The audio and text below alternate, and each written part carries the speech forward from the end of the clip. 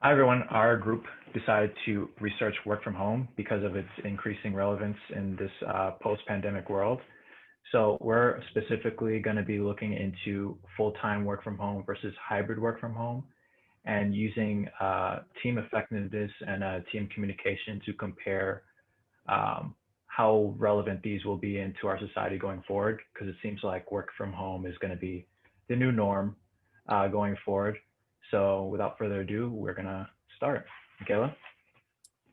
A big part of just working in general is team effectiveness. You want to be able to, complete the five C's: cooperate, coordinate, communicate, and so on, because that'll help you accomplish your goals. You can use everybody's skill sets.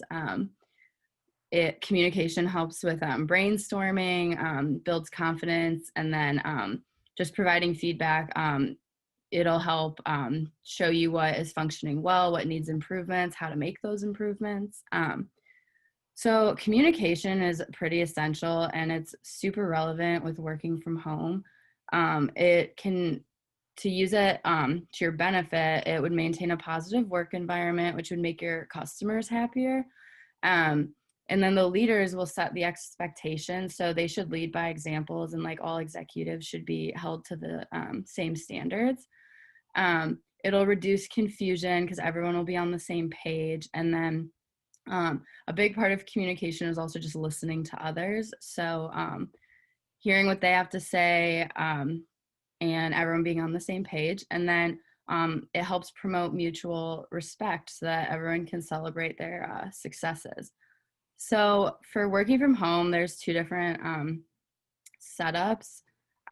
There's full-time and hybrid, and some of the positives for full-time were, of course, boosting employee productivity because some people work better in the comfort of their own homes. Lower organizational costs, so like less office fees if you're out of the office. Also more time to spend with your family, so that means less vacation time needed. And also that means you're able to work when you're sick because you can just work from home. So it's just less wasted time altogether. More personal responsibility, so it's easy to tell when someone's not pulling their weight. And then that you try to focus on communication, but communication also happens to be a negative. Um, and various things can affect that. Cohesiveness is difficult. Some employees don't view online work as permanent. It's easy to forget about the remote workers too. And it's hard to monitor their work because you don't have your manager consistently watching you.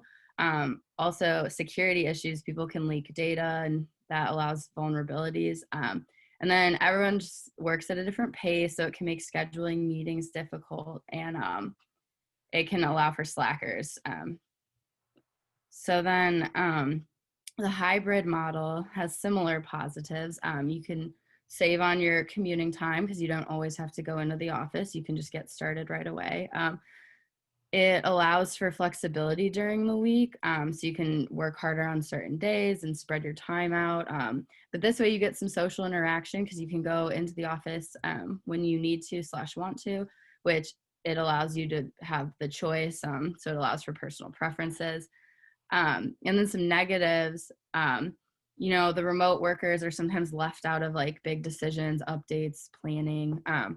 Different schedules cause meeting troubles. And then some of the in-office employees don't believe remote workers are working as hard.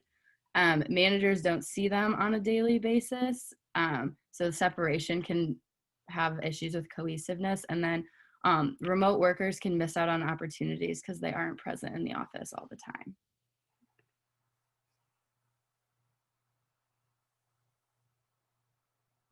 For full-time work from home, I chose Twitter because they recently got the trend started. Almost immediately after the pandemic, they were one of the first companies to announce that they would be going full-time work from home.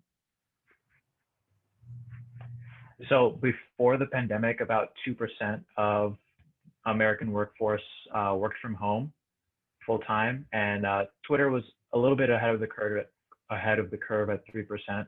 So Twitter had a valuable experience kind of working out the kinks of work from home already pre-pandemic. And after the pandemic hit, obviously the plans of Twitter were accelerated, but that really hasn't changed the end goal of what Twitter had in mind when they instituted the work from home policies. At the end of the day, they want to have employees with a high locus of control. They feel in control of what they're doing at work. And, because they're working from home, they're working virtually, they feel in control of their personal lives as well.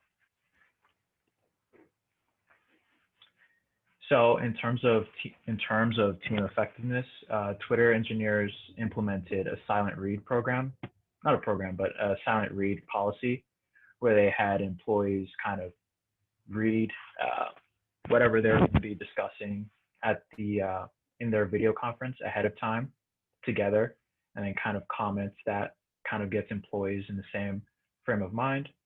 And 70% of Twitter employees felt more productive at home. So Twitter is doing a good job of making sure every employee is on the same page. And in terms of cohesion, it's very easy to kind of feel kind of out of place when you're working virtually, not kind of connected to your employees. So Twitter kind of instituted social programs where they can do cooking demonstrations with their coworkers to kind of break the ice, especially when some employees have had the benefit of meeting each other in person, whilst other employees are just joining on virtually and have not had that benefit. So the Washington Post actually did a feature on Twitter, and one policy that Twitter has is radical honesty. And I think that's pretty important when communication is more difficult virtually. So whenever something's like bothering you, like if some chair is kind of squeaky while you're video conferencing in, Twitter just wants employees to kind of voice that immediately, kind of get that out of the way, because those types of barriers to communication can kind of build and fester, and they can really hurt team productivity. And Twitter also instituted like new acronyms to kind of keep meetings on track. They have one called ELMO, enough, let's move on. When things are kind of, veering on crosstalk, they can just put that in the chat and get things back moving. So in terms of concerns and trade-offs, there's some concerns with full-time work from home.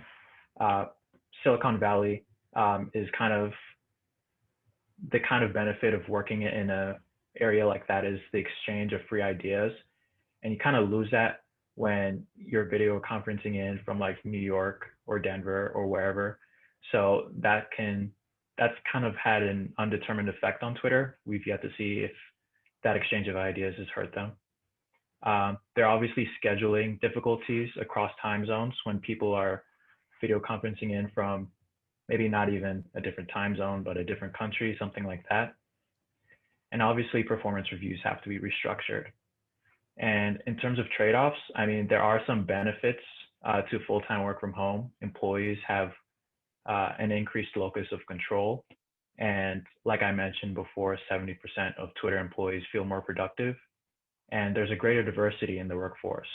There's more employees who are not just California based. They're employees from all over the country, all over the world.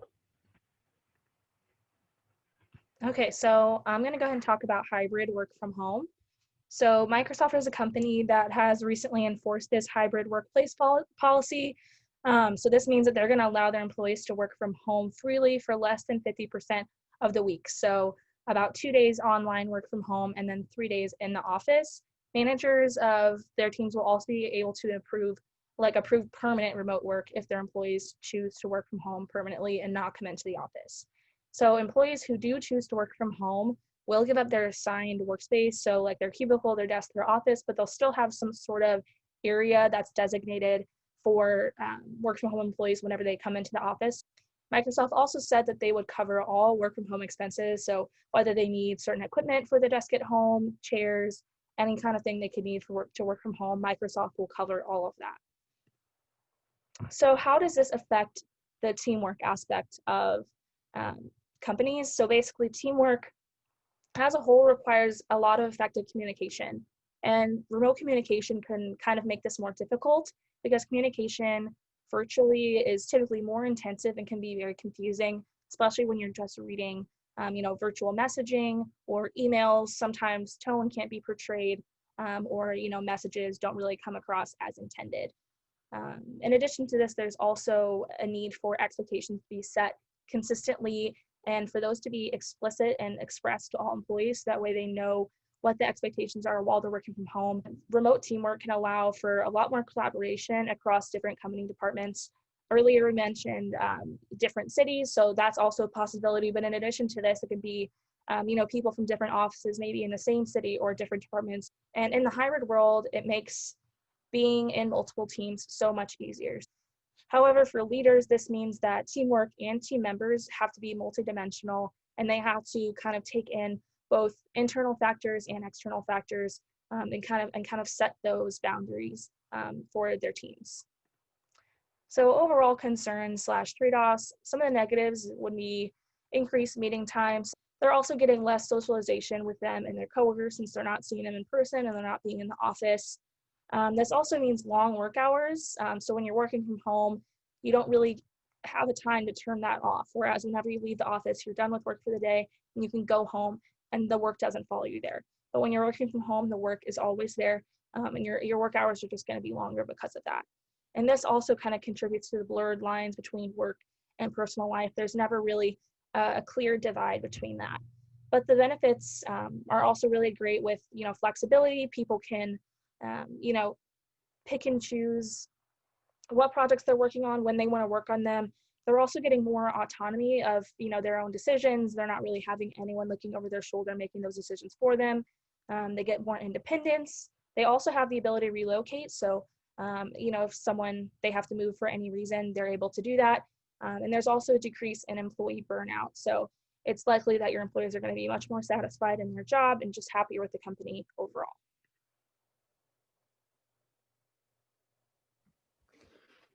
So I am comparing full-time work versus hybrid work. And to do this, I found a study that compared the two.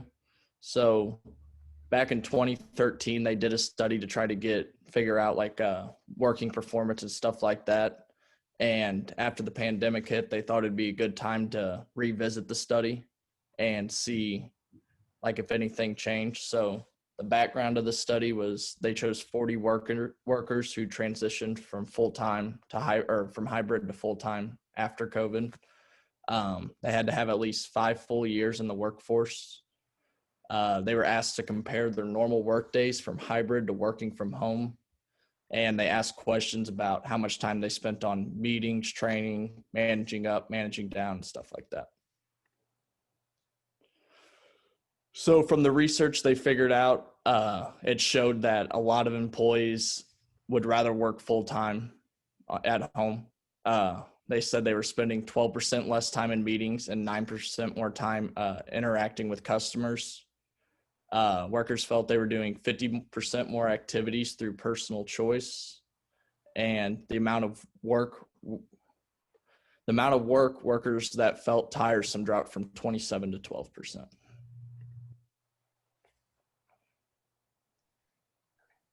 So in conclusion with our study, can you go to the next slide? It seems that full-time working from home has a better team efficiency.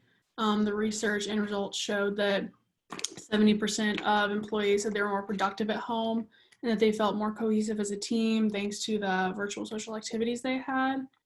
And the workers are spending 12% less time in meetings, which means they're spending 9% more time interacting with customers, which allows them to be more efficient. The working from home is allowing employees to feel less tired, and they're doing more activities, which is letting them be more efficient. Hybrid working from home does not seem to have the best team communication depending on your company. The working from home hybrid allows for more flexibility and independence, but if the communication is not great, it is going to be confusing and very intensive for the company. Research showed that it decreased the socialization between the coworkers, and lines can be blurred between work life and personal life, which can cause a decrease in communication.